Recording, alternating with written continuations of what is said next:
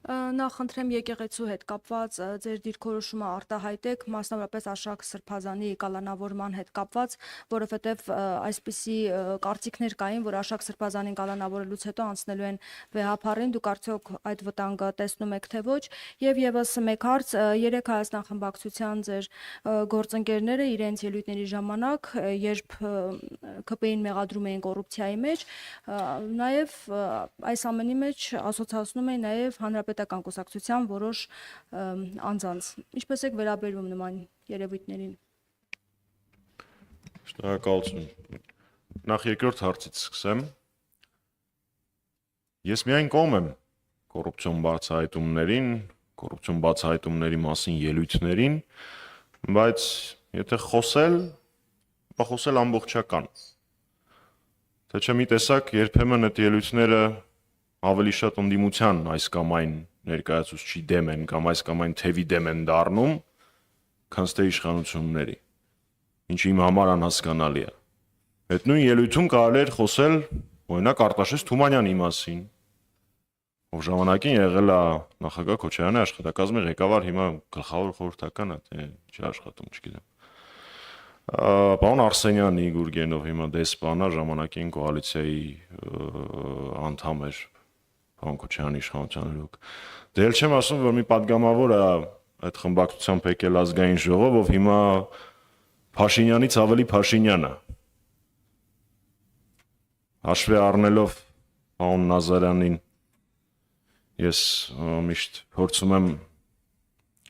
իրեն արժան ձևով իրեն չպատասխանել, բայց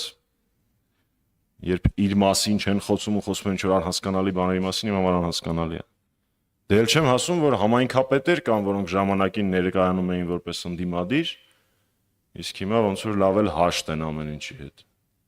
Այնպես որ այո, անհրաժեշտ է բոլոր բացահայտումների մասին խոսել, բայց իմ ու քո անելով չխոսել, էլի։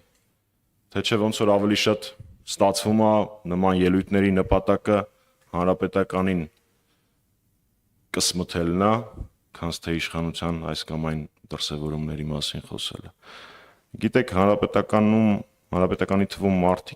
մարդիկ են, ովքեր 18-ից սկսած ոչ քրգործերից են վախեցել, ոչ կալանքից են վախեցել, ոչ ատելության ստեղծված արհեստական արշավից են վախեցել, իրենց պայքարը շարունակել են, շարունակում են ու շարունակելու են մինչև հաղթական ավարտ։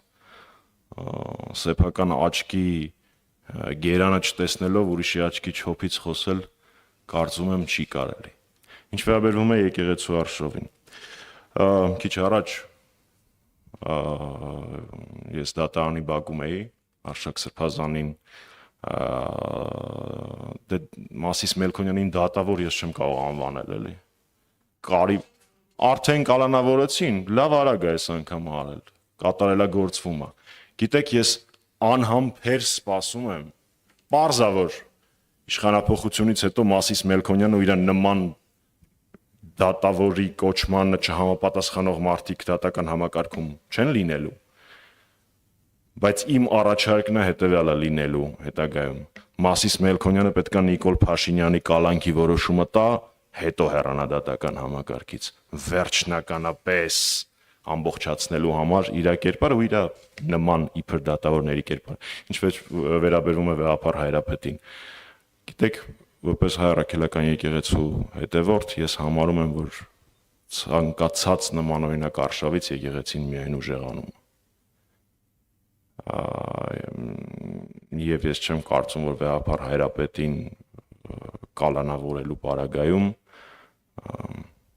մեր եկեղեցու հետևորդներից որևէ մեկի համար որևէ բան կփոփոխվի։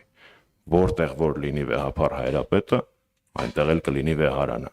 Դե այսպես որ շարունակվի ՀԱԱԾ մեկուսարանում եւ առհասարակ մեկուսարաններում, նաեւ Նուբարաշեն քրեակատավական հիմնարկում ավելի շատ արժանապատիվ հոգեվորականներ եւ arczepiskoposներ կլինեն, քան որոշները, որոնք կառավարության շենքերում ու ուրիշ գաղտուկ տեղերում սեփական կաշին փրկելու համար գործարքների են գնում։ Շնորհակալ եմ։ Սիվիկ եմ